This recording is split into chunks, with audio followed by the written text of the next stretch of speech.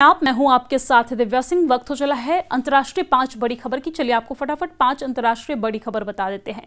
पहली बड़ी खबर पाकिस्तान से है। पाकिस्तान के सीडीएफ और आर्मी चीफ फील्ड मार्शल असीम मुनीर ने कहा है कि भारत के साथ मई में हुए सैन्य टकराव के दौरान अल्लाह ने पाकिस्तान की मदद की थी।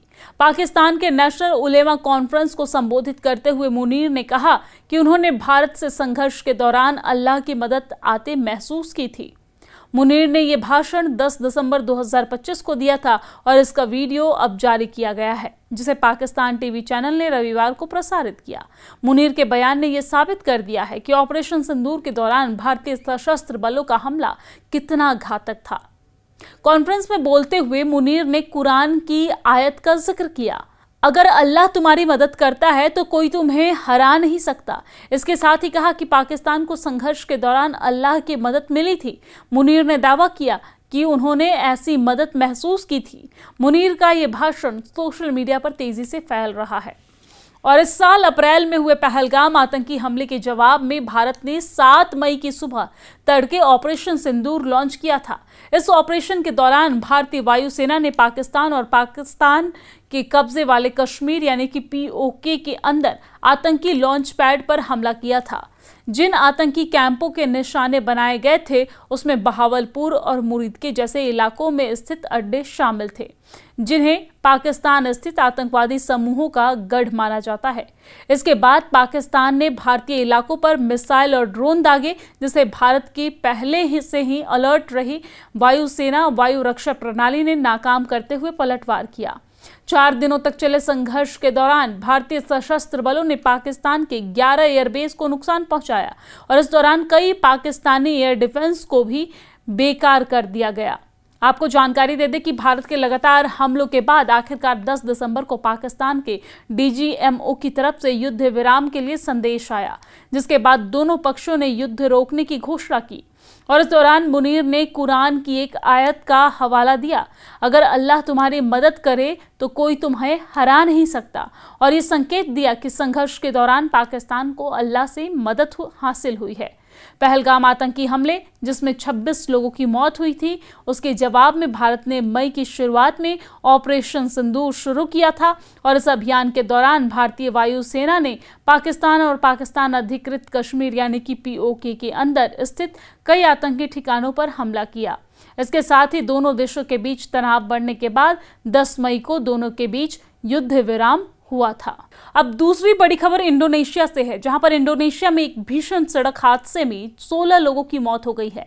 हादसा स्थानीय समय अनुसार सोमवार आधी रात को हुआ है, जब 34 यात्रियों को लेकर जा रही बस एक कंक्रीट के बैरियर से टकरा गई।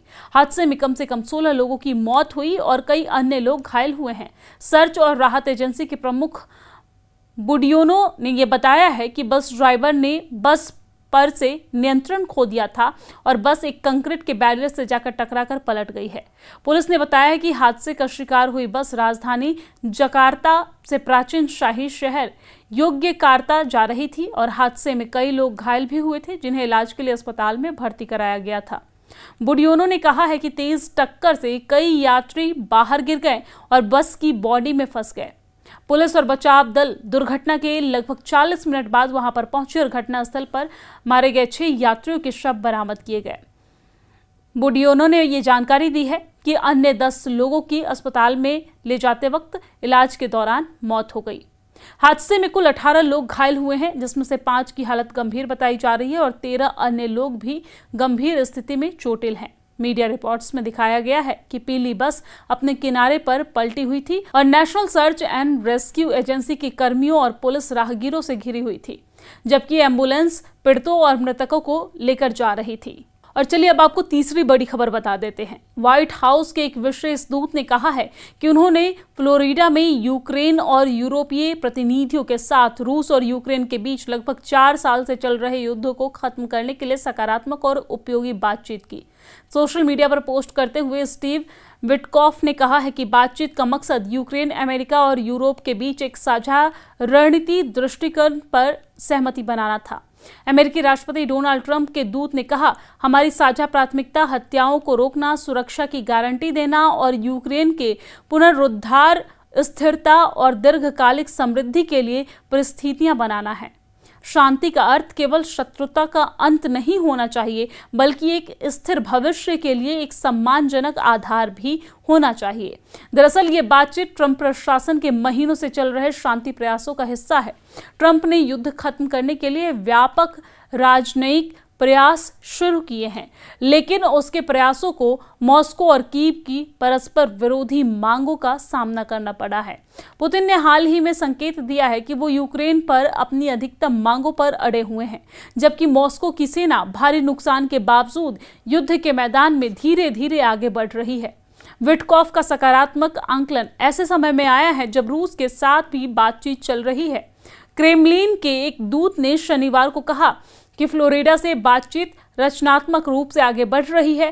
किरिल दिमित्रिव के मियामी में पत्रकारों से बातचीत के दौरान चर्चा शुरू होने से पहले ये कहा गया है कि चर्चा आगे भी यूं ही जारी रहेगी और इस पर लगातार बातचीत होगी।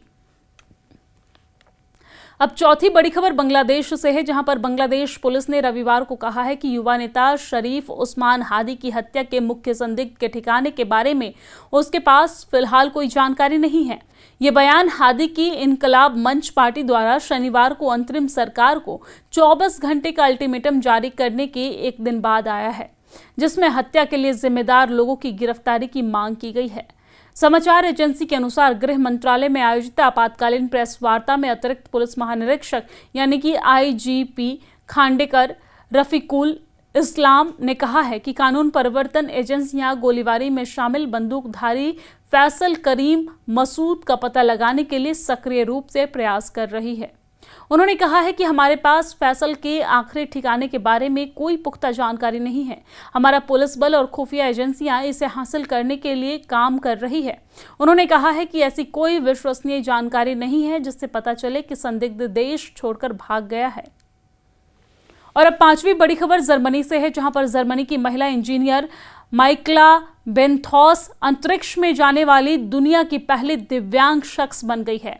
उन्होंने शनिवार को ब्लू ओरिजिन के रॉकेट में अंतरिक्ष में 10 मिनट की उड़ान भरी। 7 साल पहले माउंटेन बाइक दुर्घटना में उनकी रीढ़ की हड्डी में गंभीर चोट यानी कि यहां पर लगी थी, तभी से वो व्हील चेयर पर हैं। आपको जानकारी दे दें कि माइकला बेंथॉस के साथ 5 अन्य लोग भी टेक्सास से न्यू शेफर्ड नाम के रॉकेट में सवार हुए और ये रॉकेट उन्हें पृथ्वी की सतह से लगभग 100 किलोमीटर ऊपर कारमैन लाइन तक ले गया है। और इस दौरान आपको जानकारी दे दें कि कारमैन लाइन को अंतरिक्ष और वायुमंडल की सीमा माना जाता है। लैंडिंग के बाद माइकला ने कहा कि ये उनके जीवन का सबसे शानदार पल था और उन्होंने कहा कि भारहीनता का अनुभव और अंतरिक्ष से पृथ्वी को देखना बेहद रोमांचक था।